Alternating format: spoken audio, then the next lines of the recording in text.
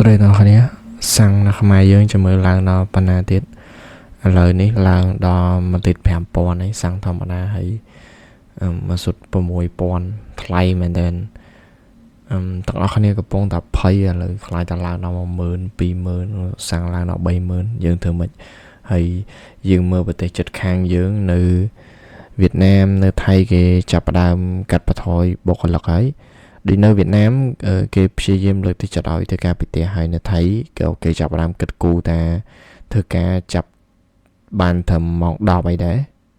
ហើយព្យាយាមលើកទឹកចិត្តអត់ឲ្យធ្វើដំណើរទៅណាច្រើនអញ្ចឹងទៅហើយសម្រាប់នៅខ្មែរយើងក៏ដោយខាង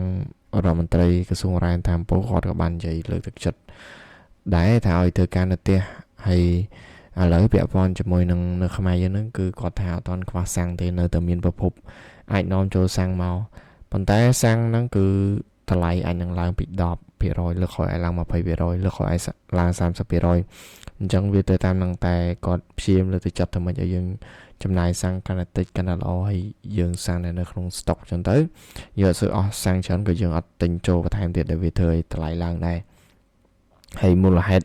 នៃការឡើងទាំងអស់ហ្នឹងគឺដោយសារតែចំនួននៅមជ្ឈមបូព៌ាអាមេរិកវាយអ៊ីរ៉ង់អាមេរិកចូលដៃគ្នាមួយអ៊ីស្រាអែលទៅវាយអ៊ីរ៉ង់ហ្នឹងហើយឥឡូវខ្ញុំចង់និយាយពាក់ព័ន្ធជាមួយនឹងប្រធានបទហ្នឹងឲ្យតែមានបញ្ហានៅខាងមជ្ឈមបូព៌ាហ្នឹងឲ្យតែប្រទេសក្នុងហ្នឹងគឺមានចំនួនតែងតែធ្វើឲ្យតម្លៃប្រេងគឺឡើងខ្លាំងមូលហេតុអីដោយសារតែប្រទេសនៅមជ្ឈមបូព៌ាហ្នឹងដែលមានចំនួនប្រទេសប្រមាណប្រទេសគឺគាត់ជាអាចថាបេះដូងប្រេងទៅលើពិភពលោកយើងហ្មងគឺគាត់មានសម្បត្តិធម្មជាតិប្រេងដ៏មហាសាលប្រទេសធំផលិតប្រេងហ្នឹងមានដូចជា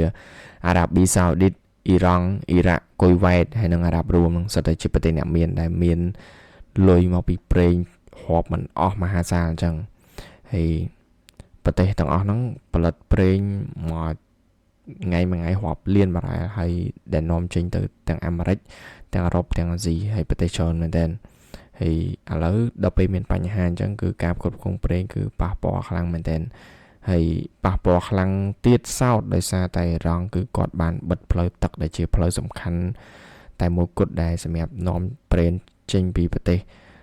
មេប្រេងទាំងអស់ហ្នឹងចេញមកកាន់លក់ទៅកាន់ប្រទេសផ្សេងៗដែលគេហៅថាច្រកហ័រមូសហើយច្រកហ្នឹងគឺស្ថិតនៅប្រទេសអ៊ីរ៉ង់ហើយនឹងអូម៉ង់ហ្នឹងអញ្ចឹងដោយសារតែអ៊ីរ៉ង់ខឹងមែនតើពាក់ព័ន្ធជាមួយនឹងការវាយបោះ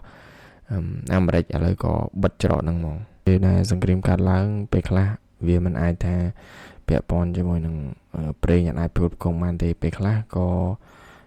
បញ្ហាឡើងភ្លាមគឺដោយសារតែអ្នកវិនិយោគឬក៏ក្រុមហ៊ុនគិតថាអាចនឹងមានការខ្វះប្រេងនៅពេលអនាគតអញ្ចឹងគាត់នឹងចាប់ផ្ដើមទិញច្រើនជាងមុនអញ្ចឹងនៅពេលដែលទិញច្រើនតម្លៃប្រេងវានឹងឡើងថ្លៃហើយ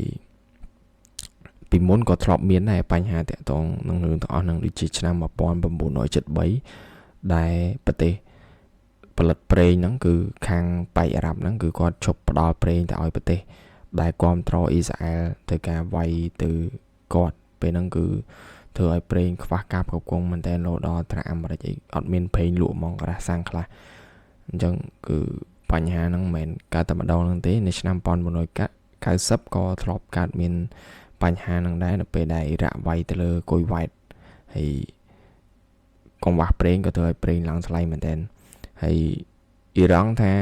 អាមេរិកហ៊ានវាយទៅឲ្យតែហ៊ានវាយគឺប្រេងអាចនឹងឡើងដល់$200បើអាមេរិកនៅតែក្លឿនវាយអញ្ចឹងណាហើយ$200បើគិតទៅអាច1លីត្រអាចចូល 8,000 4,000 បើលើស្រុកខ្មែរយើងនេះតាមការប៉ាន់ស្មានហើយប៉ះពាល់ទាំងអស់គ្នាមែនតើមិនប៉ះពាល់តែមនុស្សម្នាក់ទេបើប្រេងឡើងថ្លៃវានឹងប៉ះពាល់ទៅលើទី1ថ្លៃសាំងឡើងហើយទី2ការដឹកជញ្ជូននឹងឡើងហើយថ្លៃអាហារថ្លៃទំនិញក៏វានឹងឡើងទៅតាមនឹងដែរព្រោះតើទំនិញវាត្រូវការដឹកជញ្ជូនដោយពេញហើយមុខរបរមួយចំនួនភាគច្រើនគឺត្រូវការពេញយកទៅប្រើមែនតើហើយគឺវាប៉ះពាល់ទាំងអស់គ្រប់វិស័យសឹងតែគ្រប់វិស័យហើយជុំវិញពិភពលោកហ្មងឥឡូវយើងមើលទៅសូម្បីតែប្រទេសថៃប្រទេសវៀតណាមចាប់ផ្ដើម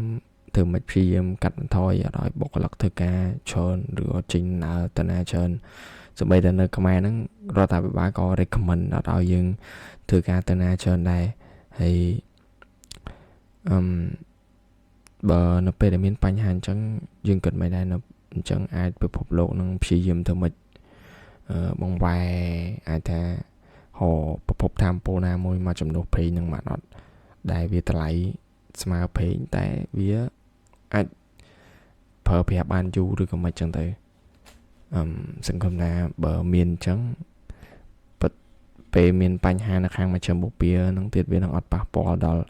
បញ្ហាប្រេងឬក៏ប្រេងឡើងថ្លៃទេហើយនៅពេលដែលវាអាចថាប្រទេសគ្រប់ជំនាញពិភពលោកមកអាចផលិតរបស់នឹងបានខ្លួនឯងទៀតវានឹងធ្វើឲ្យរបស់ដែលទៅឲ្យម៉ាស៊ីនដំណើរការនឹងវាអត់សូវមានតម្លៃខ្លាំងអីណាព្រោះប្រទេសណាក៏មានដែរអញ្ចឹងស្រួលគឺវាឡើងថ្លៃដូចប្រេងព្រោះប្រេងឥឡូវវាមានតែប្រហែលប្រទេសដែលមានច្រើនអញ្ចឹងប្រទេសណាក៏ត្រូវទៅទិញពីហ្នឹងដែរហើយតែនៅហ្នឹងមានបញ្ហាពិភពលោកគឺមានបញ្ហាទាំងអស់អញ្ចឹងมันឲ្យតែនៅពេលដែលគេឮថាមានចំនួននៅខាងប៉ែកអារ៉ាប់ឬក៏មជ្ឈមបូព៌ាហ្នឹងដឹងហើយគឺនឹងប៉ះពាល់ដល់បញ្ហាប្រេងហើយនឹងប៉ះពាល់ដល់បញ្ហាសកលហ្មងហើយទាំងអស់គ្នាគិតមិនដែរថានឹងមានអីមកចំនួនប្រេងបានដែលនៅពិភពលោកគ្រប់កន្លែងគឺអាចផលិតបានគ្រប់កន្លែងសង្ឃឹមថាទាំងអស់គ្នានឹងជួយសំចៃហើយក៏មិនបាច់បុកទៅទិញច្រើនយកមកស្តុកទុកដែរព្រោះមួយថ្ងៃមុនគឺមានព័ត៌មានពាក់ព័ន្ធជាមួយនឹងអ្នកនៅខ្មែរយើងហ្នឹងគឺយកមកស្តុកទុកហើយឆេះផ្ទះហើយព័ត៌មានហ្នឹងគឺជាព័ត៌មានពិតចេះតែហើយគឺផលិតអត់មានតន់ទេដោយសារតែពេងគាត់ទិញមកហ្នឹងគឺយើងគិតខំមកឆៅហើយការបុកទៅទិញពេងហ្នឹងក៏ធ្វើឲ្យពេងហ្នឹងឡើងថ្លៃកាន់តែខ្លាំងដែរដោយសារតែមិនគឺអស់ពេងនៅក្នុងស្តុកអ្នកផលិតអ្នកគាត់ផ្គងពេងឲ្យយើងនឹងដូចក្រាសាំងអីផ្សេងៗគាត់នឹងត្រូវទិញពេងមកថែមទៀតអញ្ចឹងទិញពេងមកថ្មីគឺថ្លៃថ្មីទៀតហើយថ្លៃកាន់តែឡើងថ្លៃមានតែប៉ុណ្ណឹងសង្ឃឹមថាសង្គ្រាមនៅអ៊ីរ៉ង់និងអាមេរិកនឹងឆាប់ដែលធ្វើឲ្យពេងធ្លាក់ចុះមកបន្ថយវិញដោយសារតែត្រាំគាត់និយាយតែមួយម៉ាត់ទេថាសង្គ្រាមជិតចប់ហើយពេងចាប់បានធ្លាក់ចុះលៀមអញ្ចឹងនៅពេលដែលសង្គ្រាមចប់ប្រេងនឹងធ្លាក់ចុះរហូតអញ្ចឹងអូខេយើងសួរទាំងអស់គ្នាកុំឲ្យពិបាកទៅធ្វើការឥឡូវពិបាកណាវាថាគិតយើងគិតច្រើនតែពេងឧទាហរណ៍ពេងឡើងដល់ 10000 មិនងាប់មនុស្សអូខេបាយ